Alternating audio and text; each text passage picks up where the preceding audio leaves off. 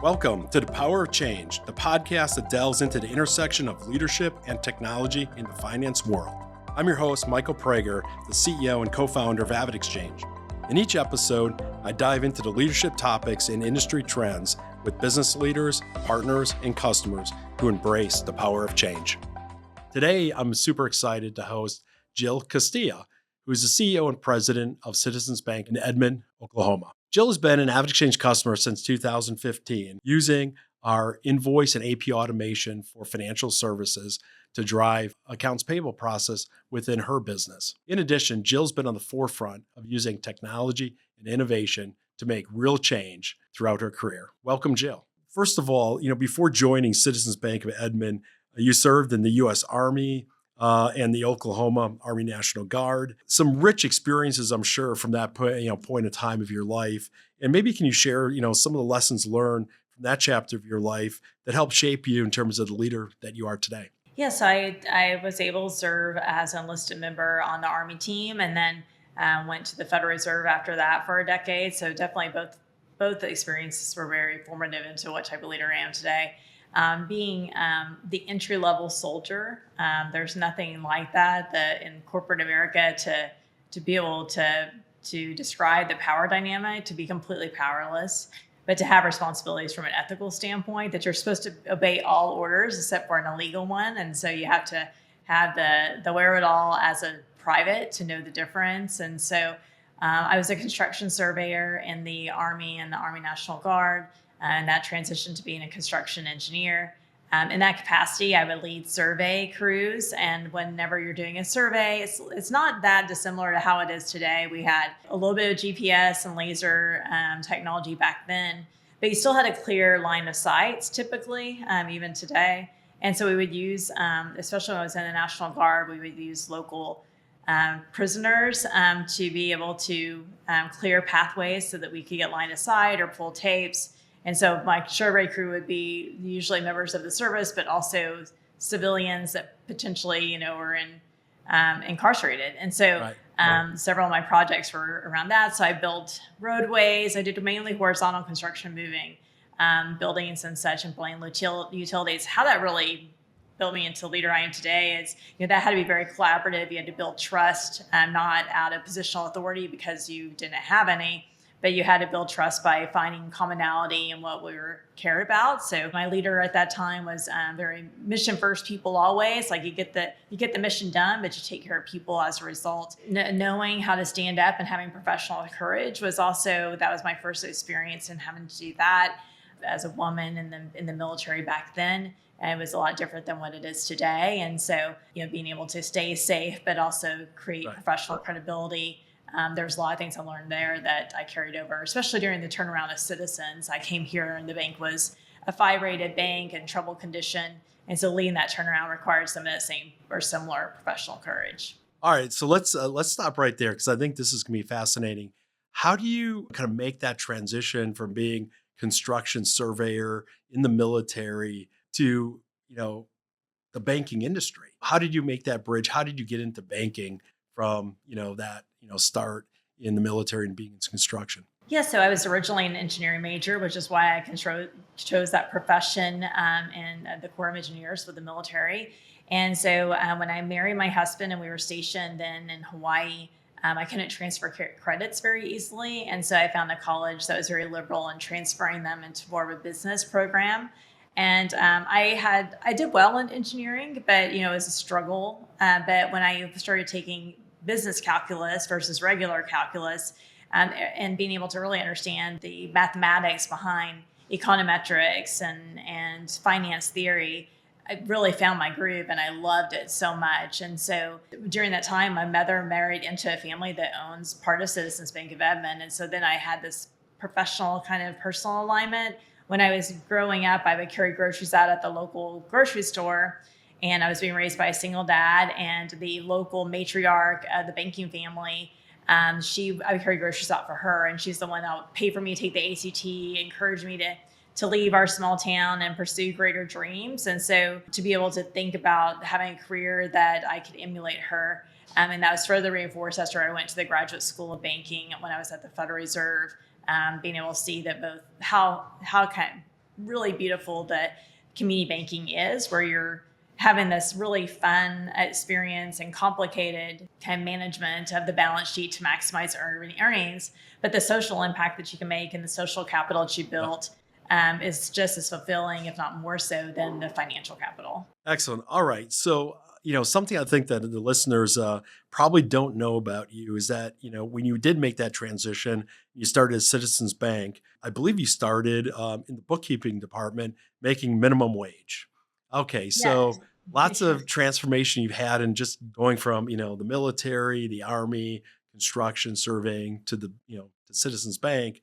But then at Citizens Bank, that progression from entry level bookkeeping to becoming, the role that you're in today as a CEO and president is really remarkable. Tell me about that role, and how did you do that? Well, this may ring true for those that are in banking, but I've worked in bookkeeping, which that really doesn't exist anymore. It was on the second floor of the bank, and there's only a women's restroom up there because back then only women were the ones in bookkeeping. And so, now we have operations, highly complex, very diverse group that's working in that field.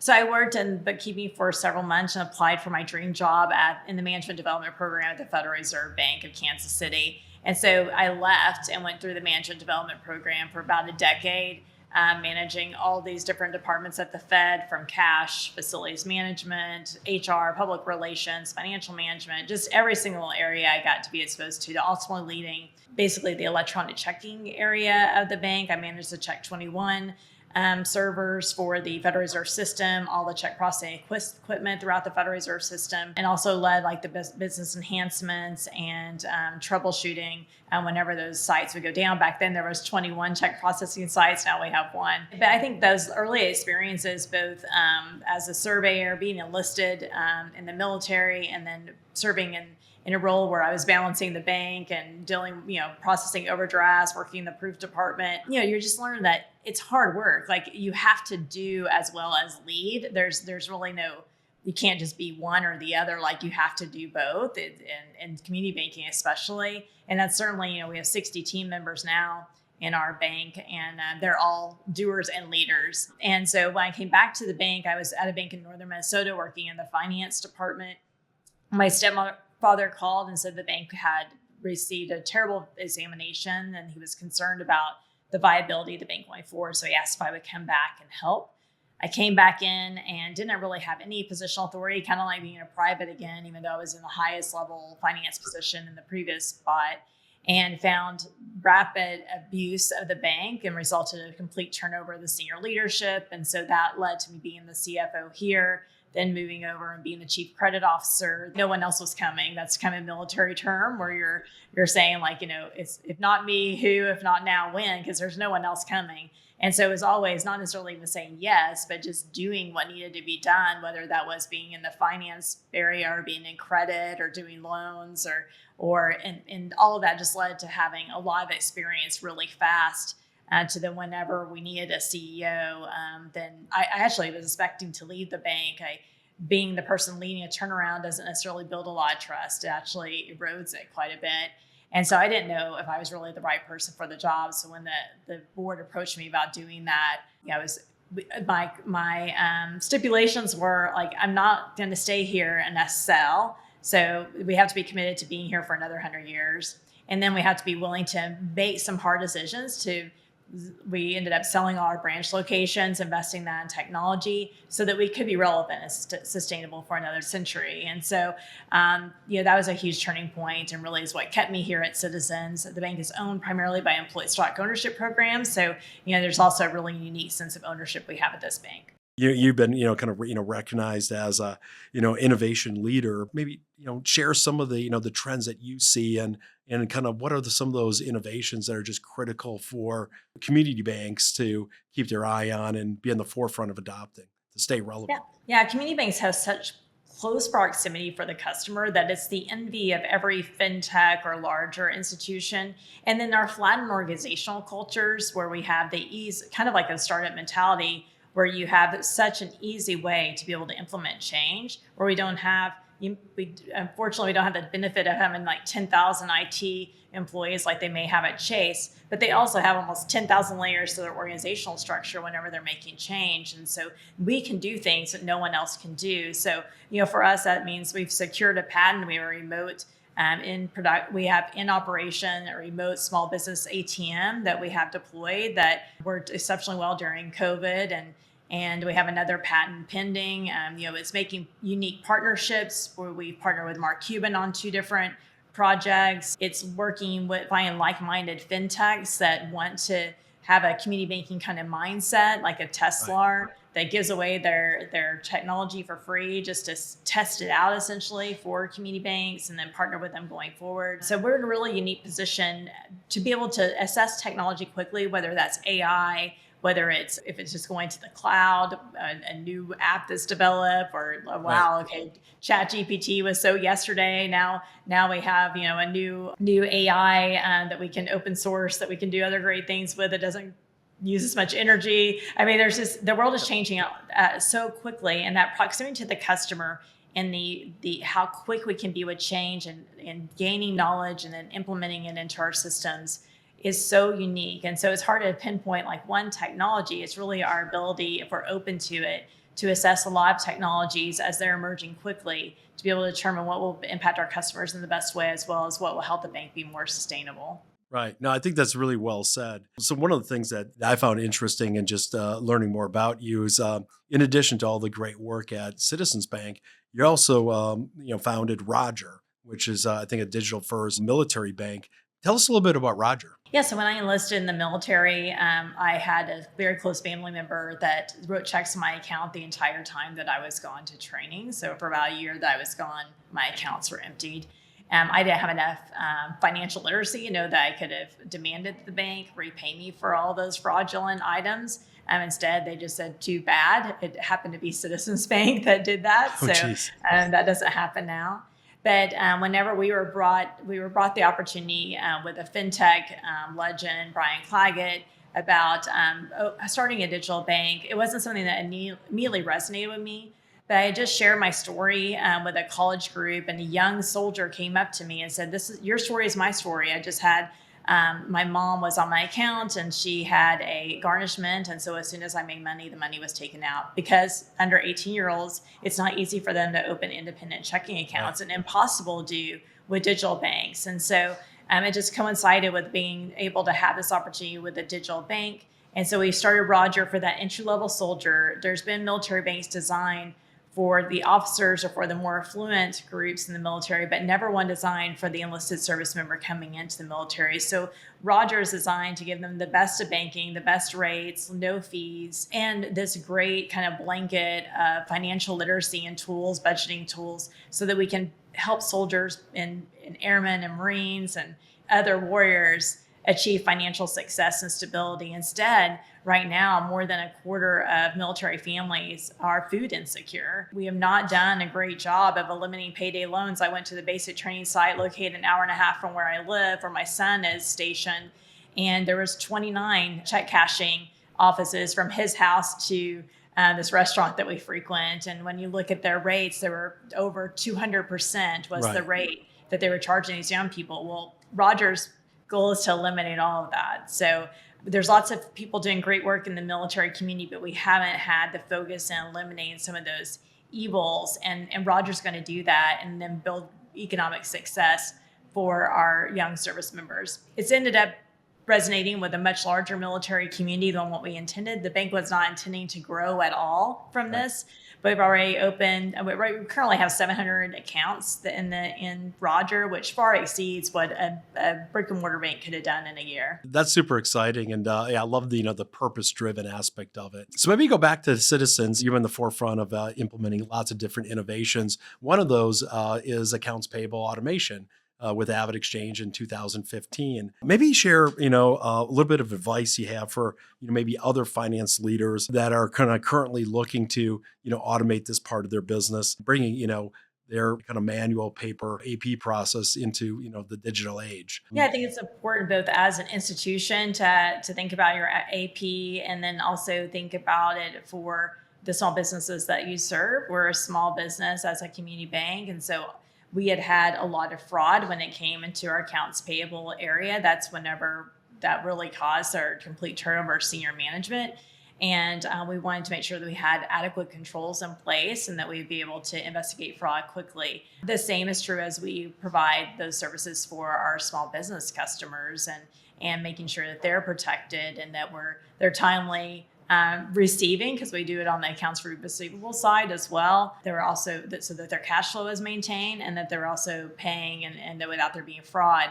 As a bank, we see exceptional fraud being carried out in the accounts payable function. And so the more that can be automated and secured and having the detection capabilities for potential fraud, the more that we're protected from unexpected losses. Yeah, certainly just the conversion of moving from paper checks to electronic payments goes a long way in that fraud dynamic. No, I think, it's the whole industry's, certainly as we've kind of moved to, more innovation, more digital, is seeing, kind of that uptick in fraud and all the different use cases. Maybe talk a little bit more personal about those mindsets or traits that just been, looking back over your career and doing all the things that you've done, and leadership's been kind of a component of every step along the way. What would be, those mindsets or traits that you say, this defines me as a leader? Thank you for asking that. I think it's just constantly learning and knowing that you haven't achieved like being the ultimate leader at any point. You're always learning and being humble enough to, the old saying, you can't teach an old dog new tricks. You can't live that. You've got to always be learning the new tricks and seeking opportunities for feedback on how you can do and be better, because it works differently in different environments of where your institution is and its growth path, what the composition of the team looks like. Generationally, things change a lot. We have a really young team here. So, it requires being really engaged and understanding them and expanding that mindset. It's also figuring out what the triggers are that you just are never going to be able to change. What are the things about yourself that are just the core values? And I'm always going to hustle. So if you're around me, you're going to have to hustle. Like if there's a job to be done, we're vying to see who can do it. There's an assertiveness, a bias to action.